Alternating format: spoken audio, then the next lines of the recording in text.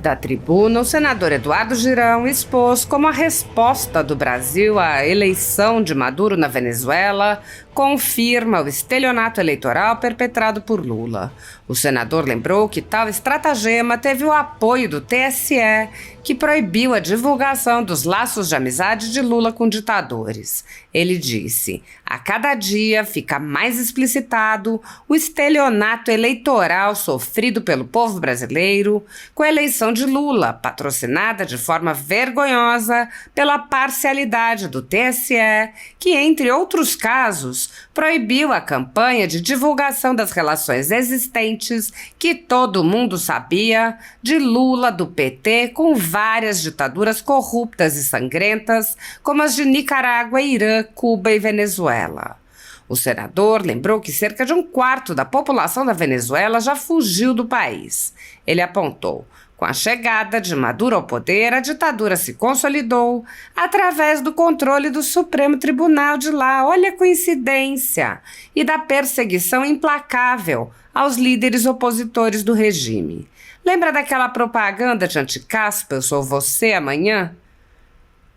Girão passou a expor uma série de questões que servem como alerta ao Brasil pela semelhança com fatos ocorridos neste país.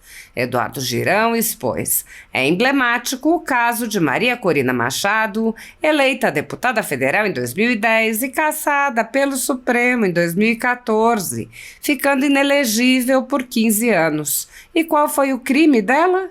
Liderar a oposição à ditadura e defender publicamente sanções econômicas internacionais. O senador lembrou que Maria Corina Machado foi convidada a depor ao Senado brasileiro e teve que participar de forma remota, pois o regime a proibiu de viajar. Ele disse: essa é a democracia que o Brasil apoia. O senador elencou a proibição de observadores externos, a disparidade entre o resultado e as pesquisas, o resultado alegado pelo ditador indicando uma apertada vitória de número muito semelhante ao da eleição de Lula, o rápido anúncio feito por órgão controlado pelo ditador Nicolás Maduro. Girão disse: imediatamente, 7 países declararam não reconhecer aquele resultado devido aos sinais evidentes de fraude. O que faz a ditadura? Simplesmente expulsou todo o corpo diplomático dos nossos países vizinhos. O senador prosseguiu: outro sinal inequívoco da intenção da fraude foi a proibição da presença de observadores externos, mas o sinal mais evidente é a injustificável demora para tornar públicas as atas de todas as sessões de votação.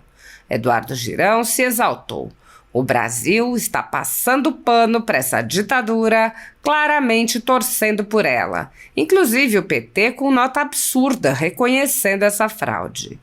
Girão relatou como a ditadura de Maduro reagiu aos protestos populares pacíficos. A população indignada começou a protestar pacificamente nas ruas, clamando por justiça, e o que fez a ditadura? Sequestrou líderes oposicionistas, prendeu, ameaçou. Poucas horas depois, mais de 1.000 manifestantes foram presos, considerados como terroristas e enviados para prisões de segurança máxima. O senador comparou: eu sou você amanhã. Olha os presos políticos que nós temos no Brasil hoje. Sabe o que o Maduro fez, como estão fazendo aqui no Supremo Tribunal Federal, dizendo vai passar décadas na prisão? O senador mostrou a semelhança com o que vem sendo feito no Brasil. Sem direito à apelação, sem direito ao devido processo legal, sem ter o foro no STF. Eu sou você amanhã. Acorda, Brasil. O senador prosseguiu: lá, a ditadura de Maduro ameaçou, dizendo que vai prender mais de 1.000 sem nenhum pudor. Já dando recado: quem continuar, vamos prender. Aqui neste ponto, é fundamental fazer um paralelo com os acontecimentos de 8 de janeiro no Brasil. Milhares de manifestantes que protestavam pacificamente foram presos e estão sendo condenados como se fossem perigosos terroristas. Muitos deles nem entraram no Senado, nem na Câmara, no Palácio do Planalto, nem no STF. Girão citou uma mulher que pintou de batom. Esse assunto está emocionando o Brasil. sendo condenada a 15 anos. Isso é um absurdo. Meu Deus do céu, o que está acontecendo? O senador lembrou que os presos de Moraes não portavam qualquer arma nem tinham antecedentes criminais. O senador prosseguiu. Há também um outro paralelo, quando então o ministro da Justiça, Flávio Dino, se negou a entregar à CPI as imagens de câmeras de segurança que destruiriam a falsa narrativa de golpe, ao provar que as forças de segurança nacional ficaram retidas por ordem ou omissão do governo Lula no ministério. Quase 2 meses depois de inaceitáveis procrastinações, Flávio Dino, vergonhosamente, vem a público dizer que as imagens foram apagadas. Girão afirmou: se vivêssemos realmente numa democracia, com um governo responsável, ele teria que ter sido demitido e processado. Mas acabou escandalosamente recebendo como prêmio a nomeação para o STF.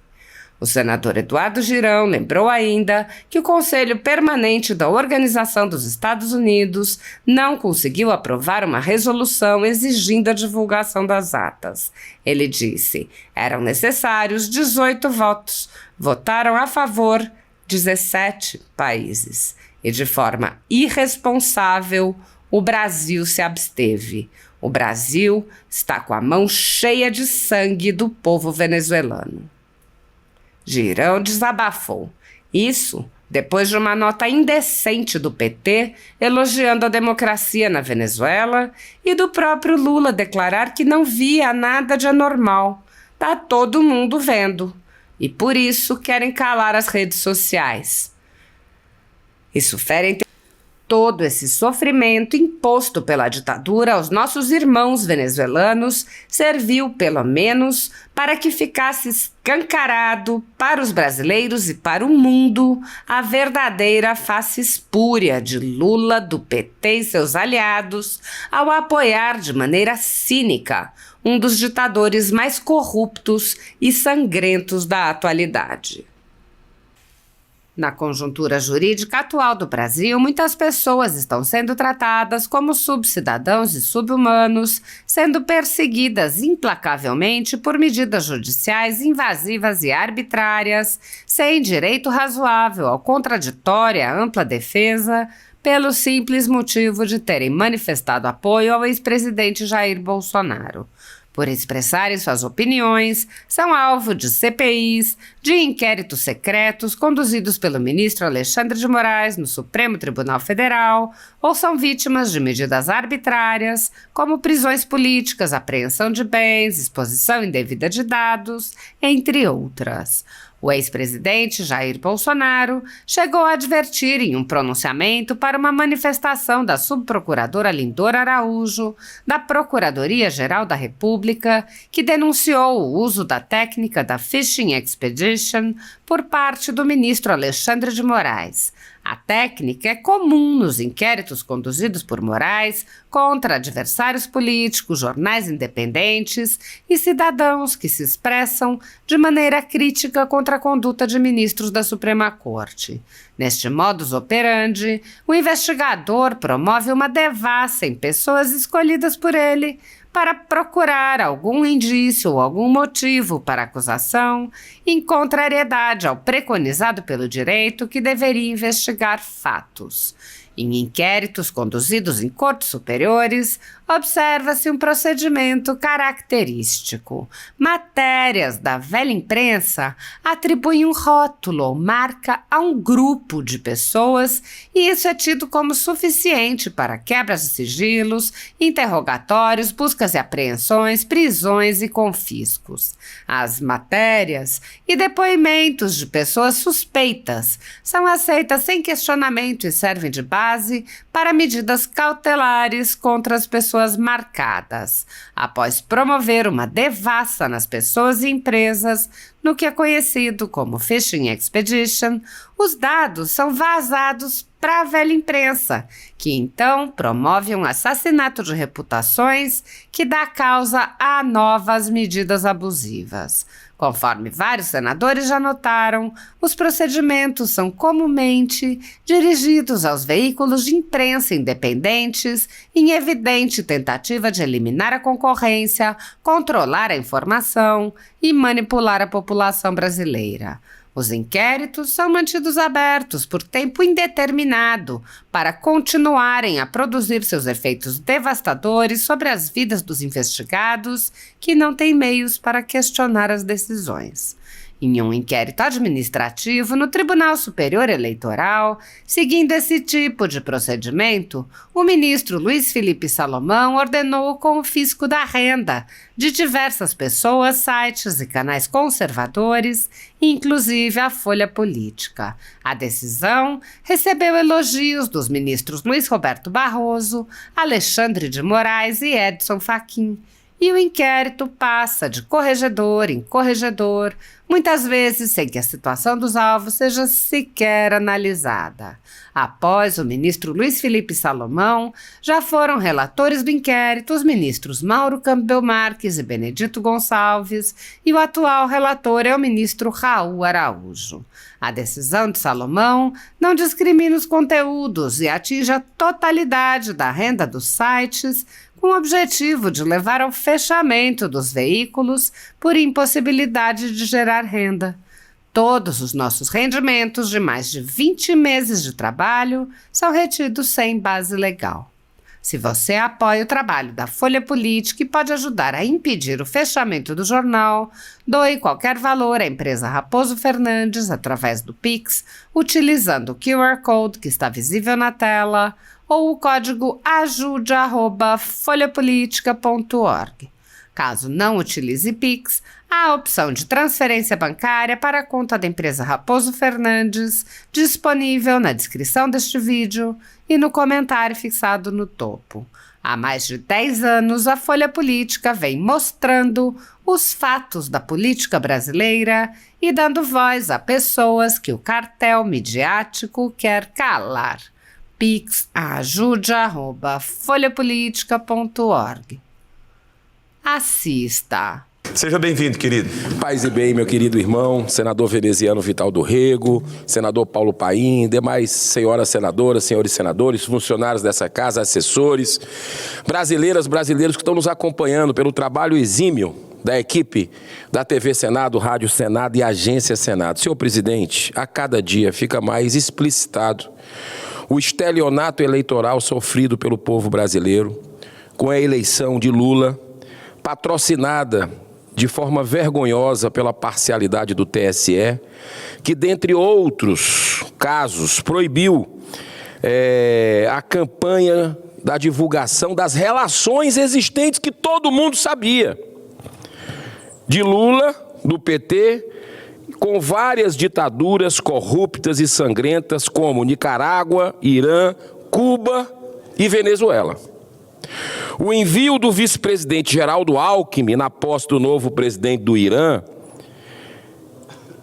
foi patético, demonstrando um verdadeiro, abro aspas, suicídio de reputação política de um país que tem uma história tão bonita como o Brasil. Aquela foto é muito triste ver a que ponto nós chegamos com ditadores, com pessoas que não respeitam os direitos humanos, e estava lá o Brasil sendo representado.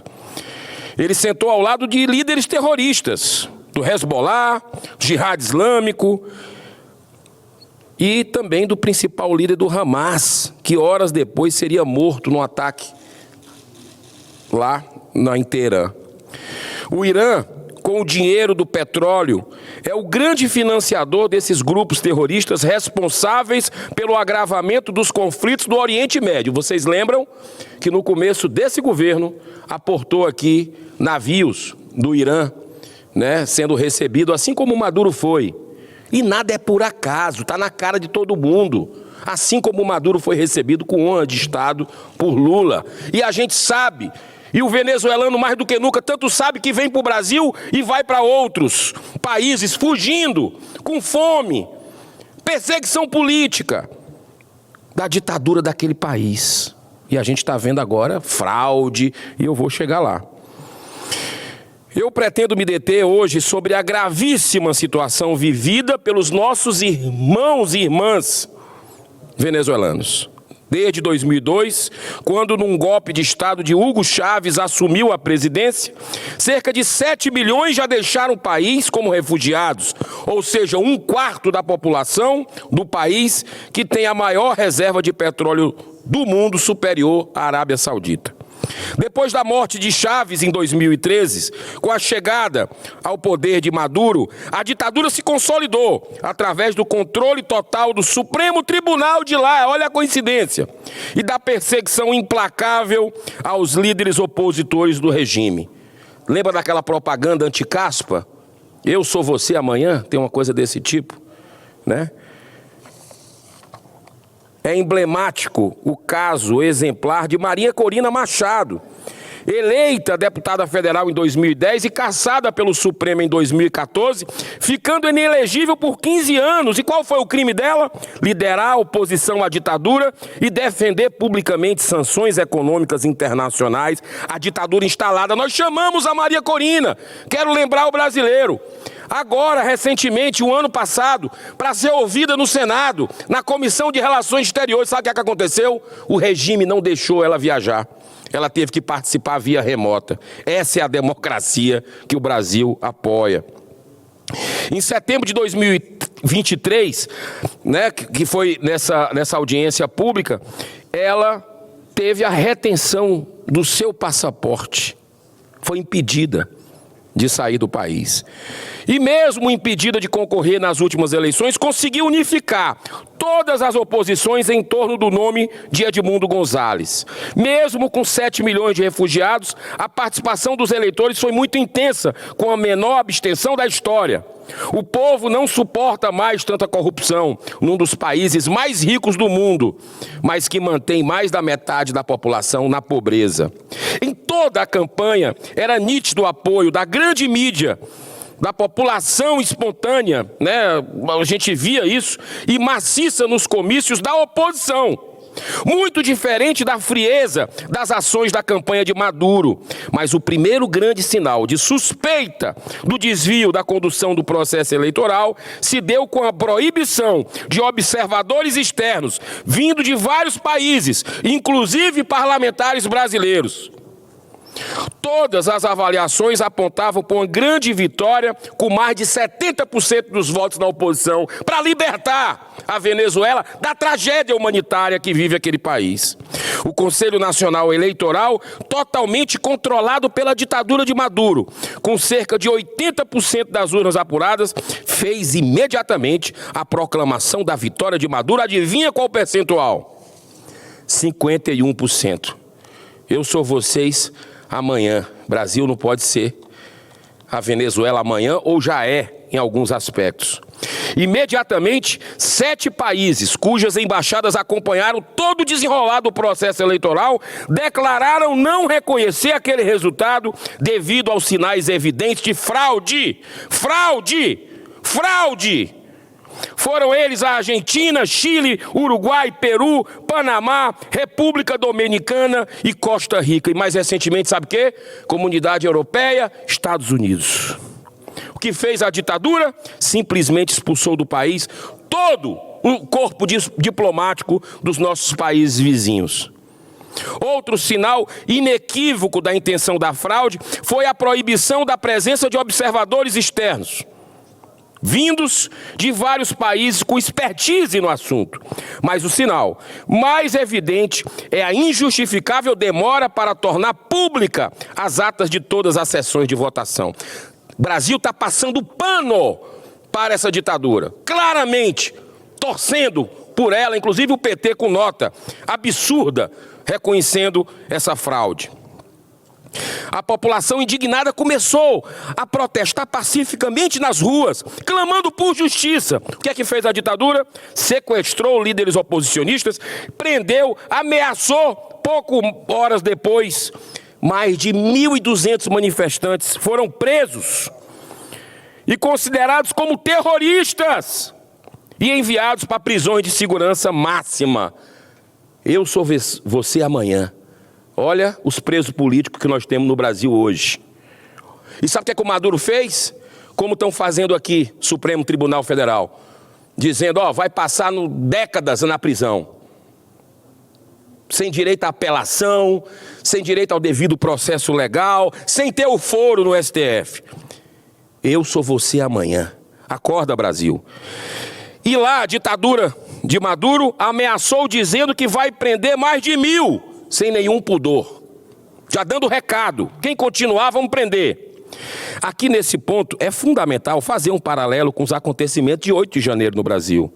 Milhares de manifestantes que protestavam pacificamente foram presos, estão sendo condenados como se fossem perigosos terroristas. Muitos deles nem entraram dentro do Senado, nem da Câmara, nem do Planalto, nem no STF. Ficaram nas imediações. Uma mulher que pintou de batom. Esse assunto está emocionando o Brasil a cada dia. Não tem quem não se emocione. Pintou de batom. Pichou o STF, sendo condenada a 15 anos. Isso é um absurdo. Isso é um absurdo. Meu Deus do céu, o que é que está acontecendo? Essas pessoas sendo consideradas como perigosos terroristas. Dentre eles, pais e mães de família sem nenhum antecedente criminal e que estavam portando apenas uma bandeira do Brasil e uma Bíblia, que foram detidos. Há também, senhor presidente, um outro paralelo, quando o então ministro da Justiça, Flávio Dino, se negou a entregar para a CPI do Congresso Nacional, no dia 8 de janeiro, as imagens de câmara de segurança do dia 8, que destruiriam a falsa narrativa de golpe a provar que forças de segurança nacional ficaram retidas por ordem ou omissão do governo Lula no ministério. Quase 2 meses depois de inaceitáveis procrastinações, Flávio Dino vergonhosamente vem a público dizer que as imagens haviam sido apagadas. Se vivêssemos realmente numa democracia com um governo responsável, ele teria que ser imediatamente demitido e processado, mas acabou escandalosamente recebendo como prêmio a nomeação para o STF. Senhor presidente, eu lhe peço um pouco mais, só para concluir, em 2 minutos, em Assembleia Extraordinária da OEA, não foi possível a aprovação de uma resolução pedindo a imediata divulgação das atas das eleições lá na Venezuela. Eram necessários 18 votos. Votaram a favor 17 países. E de forma irresponsável, o Brasil se absteve. O Brasil está com a mão cheia de sangue do povo venezuelano. Isso depois de uma nota indecente do PT elogiando a democracia na Venezuela e do próprio Lula declarar que não via nada de anormal. Está todo mundo vendo. É por isso que querem controlar nossas redes sociais. Isso fere a inteligência de uma criança com 5 anos de idade, senhor presidente. Todo esse sofrimento imposto pela ditadura aos nossos irmãos venezuelanos serviu, pelo menos, para que ficasse escancarado para os brasileiros e para o mundo a verdadeira face espúria de Lula e do PT e seus aliados ao apoiar de maneira cínica um dos ditadores mais corruptos e sangrentos da atualidade. Encerro com essas palavras de esperança ditas por Maria Corina em manifestação pacífica, ontem, em Caracas, que eu tive a oportunidade de visitar 25 anos atrás, quando não estava esse pandemônio acontecendo lá. Deus salve o Brasil, Deus proteja a nossa nação, que caminha para essa ditadura. Mas olha a frase dela, senhor presidente. Abro aspas. Nunca fomos tão fortes como hoje. E o regime nunca foi tão fraco como hoje. Eles perderam toda a legitimidade. O mundo sabe disso. Essas eleições representam um marco a partir da qual começa a transição para a democracia na Venezuela. Que Deus proteja a Venezuela, que Deus proteja o Brasil, que a gente possa, de forma ordeira, pacífica e respeitosa, nos manifestar contra esse governo que passa pano para a ditadura. Muito obrigado, senhor presidente. Obrigado, senador.